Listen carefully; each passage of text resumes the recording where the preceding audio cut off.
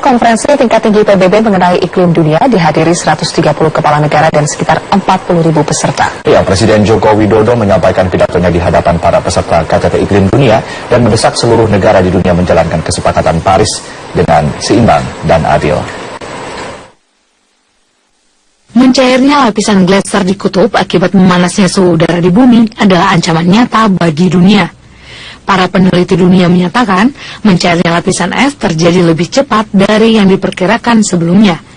Indonesia adalah salah satu negara yang akan paling terkena dampak mencairnya es di kutub. Jumlah pulau Indonesia akan berkurang karena naiknya permukaan air laut. Peta yang dirilis National Geographic menunjukkan bukan hanya pulau-pulau kecil saja yang akan tenggelam. Sebagian daerah di pulau-pulau besar di tanah air juga akan terendam. Total ada sekitar 2.000 pulau di Indonesia yang akan tenggelam jika permukaan air laut terus naik. Presiden Joko Widodo meminta negara-negara dunia untuk bersikap adil dalam menerapkan kesepakatan KTT Iklim Dunia agar tidak menghambat pertumbuhan ekonomi negara-negara berkembang. Kesepakatan Paris harus mencerminkan keseimbangan, keadilan, serta sesuai prioritas dan kemampuan nasional. Mengikat jangka panjang, ambisius, namun tidak menghambat pembangunan negara berkembang. Untuk mencapai kesepakatan Paris, semua pihak, saya ulangi, semua pihak harus berkontribusi lebih dalam aksi mitigasi dan adaptasi, terutama negara maju, melalui mobilisasi pendanaan sebesar 100 miliar US dollar hingga tahun 2020 dan ditingkatkan untuk tahun-tahun berikutnya.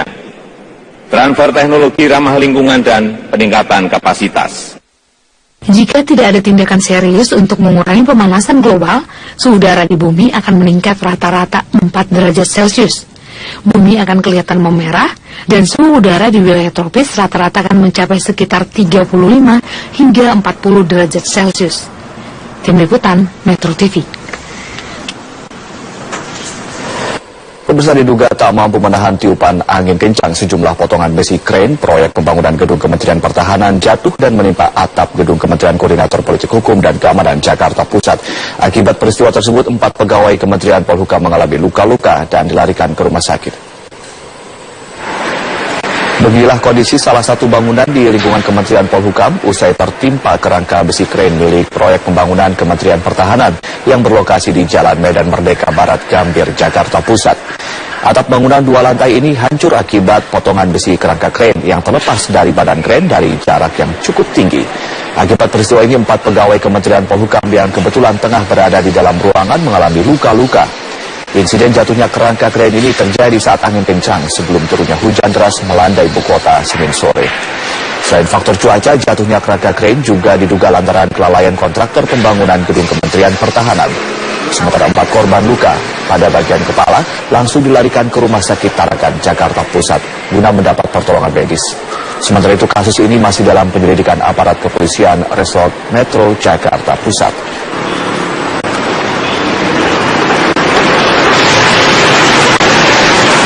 Memperingati Hari Anti Korupsi yang jatuh pada tanggal 10 Desember mendatang, sejumlah pegiat anti korupsi menggelar aksi simpatik mengumpulkan 10.000 cap tangan sebagai bentuk dukungan terhadap pemberantasan korupsi. Bertempat di pelataran lobi gedung KPK, Senin siang, para pegiat anti korupsi mengajak masyarakat untuk ikut memberikan dukungan dengan membubuhkan cap tangan di atas kain putih berukuran 30 cm x 40 cm. Bahkan PLT pimpinan KPK Johan Budi tidak mau ketinggalan membubuhkan cap tangannya. Aksi bertajuk Percak Integritas ini sebagai bentuk dukungan terhadap pemberantasan anti korupsi. Sedikitnya 8.000 cap tangan telah terkumpul saat ini yang diperoleh dari 10 kota di Pulau Jawa. Aksi simpatik merupakan bagian dari rangkaian kegiatan Festival Anti Korupsi yang akan digelar di Bandung pada tanggal 10 hingga 11 Desember mendatang.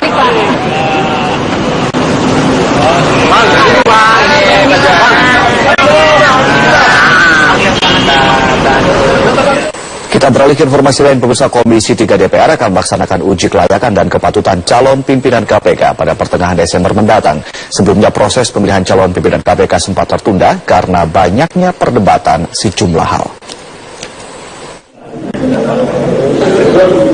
Setelah berkali-kali menggelar rapat dan menemui jalan buntu, Komisi 3 DPR akhirnya memutuskan akan melanjutkan proses pemilihan calon pimpinan KPK ke tahap uji kelayakan dan kepatutan pada pertengahan Desember mendatang.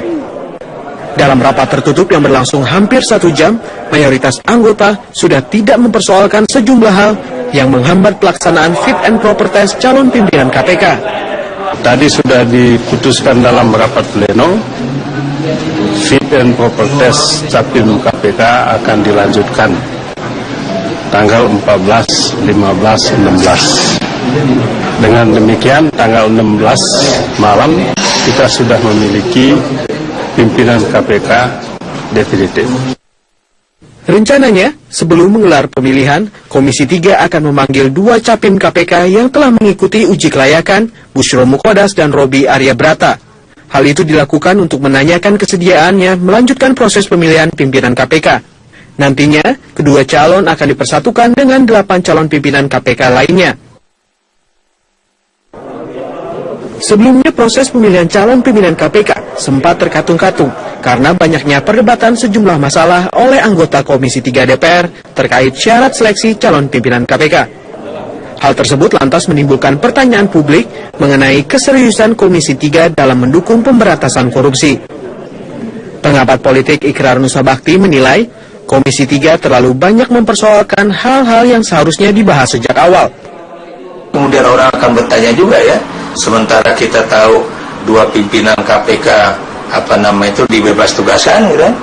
Kemudian ada juga 2 calon komisioner KPK yang tidak atau belum dilantik-lantik walaupun sudah di fit and proper test ya, Pak Bushro dengan yang satu lagi itu ya, dan kemudian ini yang baru lagi 8 calon pimpinan KPK yang baru juga tidak diproses-proses, ya. Itu yang kemudian orang bertanya, ya, ada apa ini? Maunya apa ini? Gitu kan?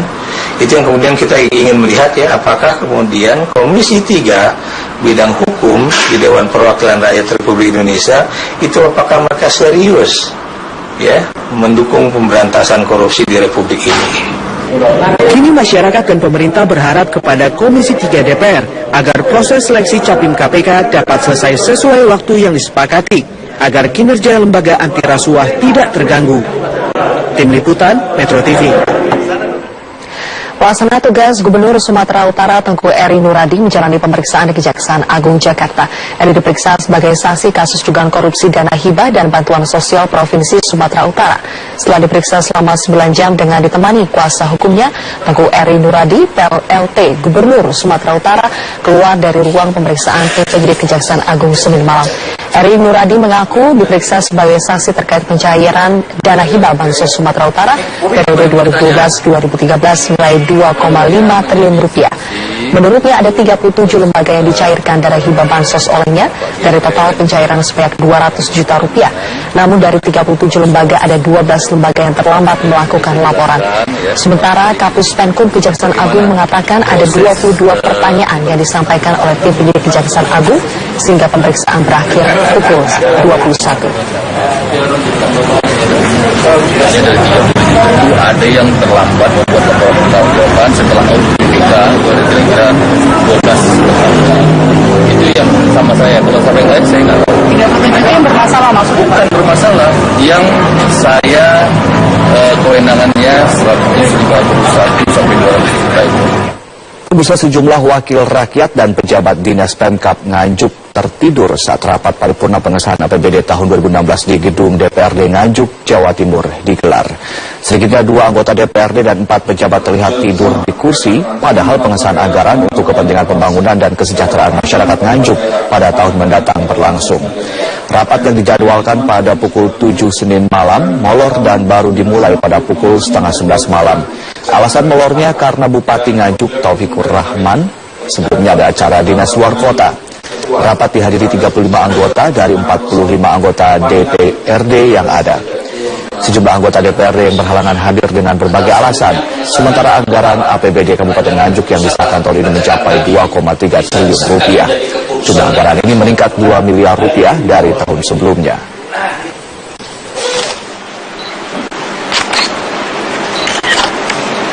Masih bersama kami di Metro Siang, pemirsa, Kepala Sekolah SMK Binaan Provinsi Sumatera Utara ditahan Kejaksaan Negeri Medan karena tersangkut kasus korupsi. Bersama rekannya, tindakan keduanya merugikan negara sebesar 4 miliar rupiah. Setelah sempat mangkir dari panggilan penyidik sebanyak 2 kali, M. Rais dan Rizwan,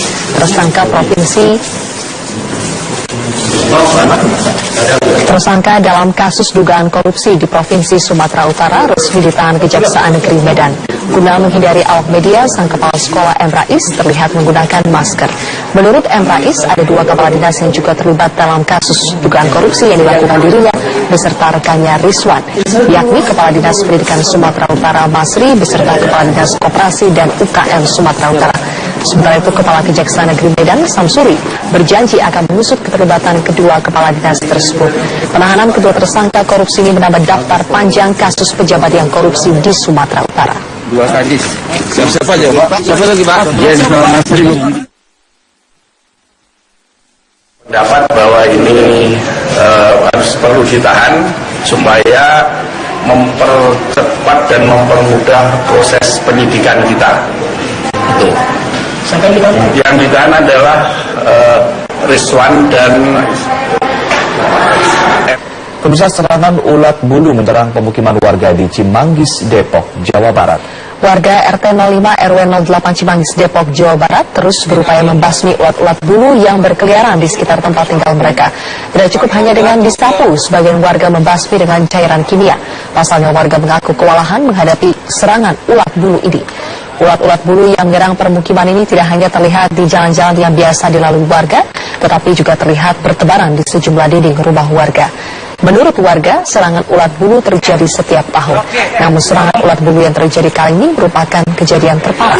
Jumlah ulat bulu yang berkeliaran di sekitar permukiman jauh lebih banyak dibandingkan tahun-tahun sebelumnya. Warga berharap ada bantuan dari pemerintah Kota Depok karena jumlah ulat bulu banyak mengganggu aktivitas warga sekitar.